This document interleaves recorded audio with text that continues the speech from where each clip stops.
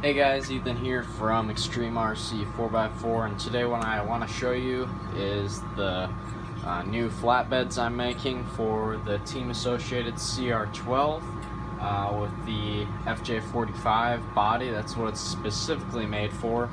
As you can see, I got 4 screws coming through the aluminum. The aluminum's threaded, so these are tight in here, and then they poke through the body where the bed would typically mount, but this is made entirely of 1/8" aluminum plate. You guys saw how it started out, and then it looks really clean on the outside because of the fact that this is a bent piece. It's not a bunch of pieces stuck on here and then brazed together.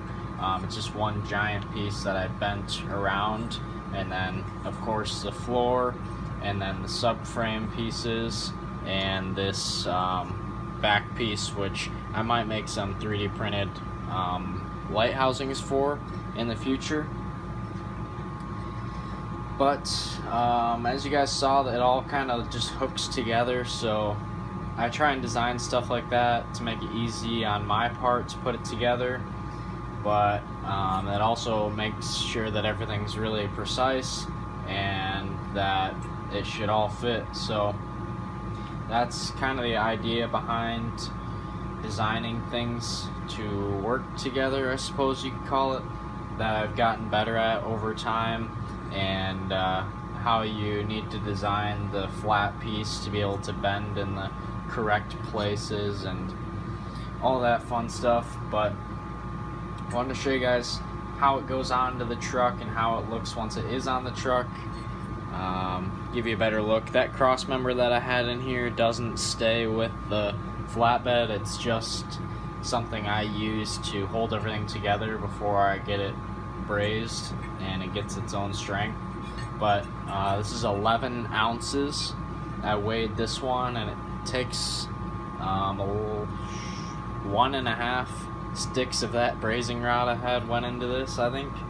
So definitely a lot of brazing that goes into it, and a lot of time. You guys didn't see me polishing this or doing any of the sanding in the beginning, and I did tap all these holes before we got it brazed. So I have a pretty bare bones CR12 chassis here that I use for some of these mock-ups, but you need to remove the rear shock towers. This subframe replaces the shock towers in the rear, and I got a screwdriver with the hardware here so we can get it set. I also need to remove the rear bumper mount from the frame.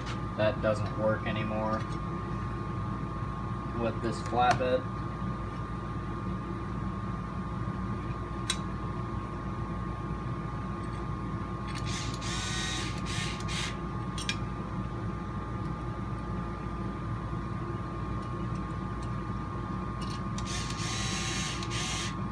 And it just attaches with the factory mounting holes.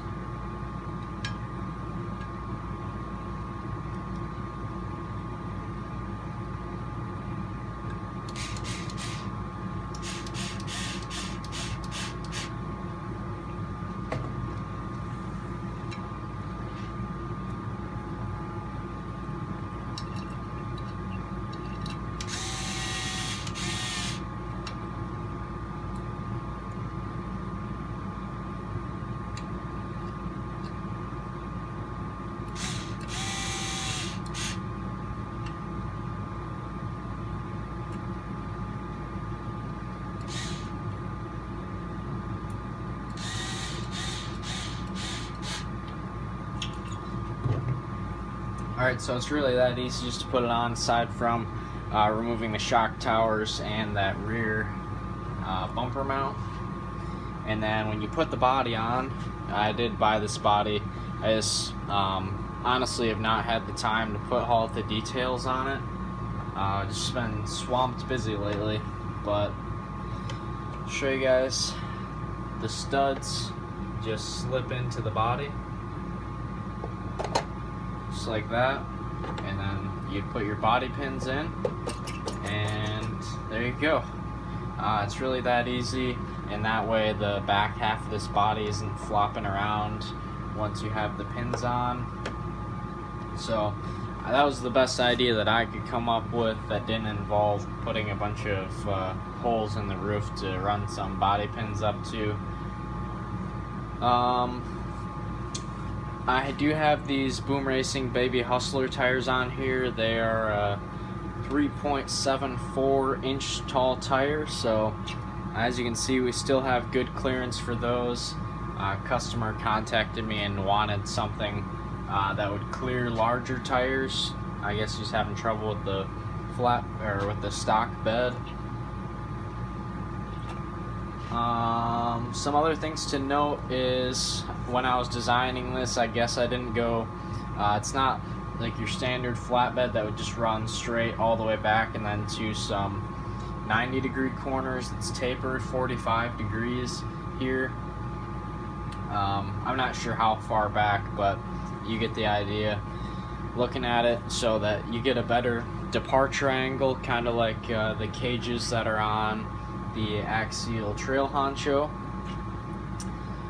And it cuts off right here at the end of the frame rails, so that is the furthest back point on the truck, which should give it some really good departure angles. You can see the tires actually stick out further than I guess the back of these tapers. So I don't know, I'm not going to run it with this bed on it because it is a customer's. I may end up building one for myself down the road, but like I said, I've just been incredibly busy lately, so we'll see what happens with that. But I hope you guys enjoyed seeing how this all came together. Just all the fabrication work that I have to do to take this from something that came off the CNC to fitting together like this.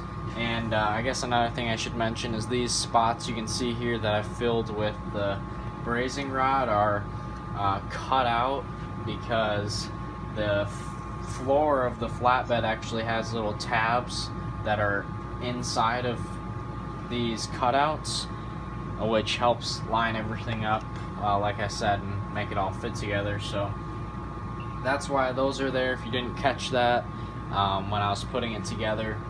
But anyways, guys, thank you very much for watching. If you want to get your hands on one of these, should be up on the website. I'll leave a link in the description below. But anyways, thanks for watching. Please like, comment, and subscribe, and I'll see you guys in the next video.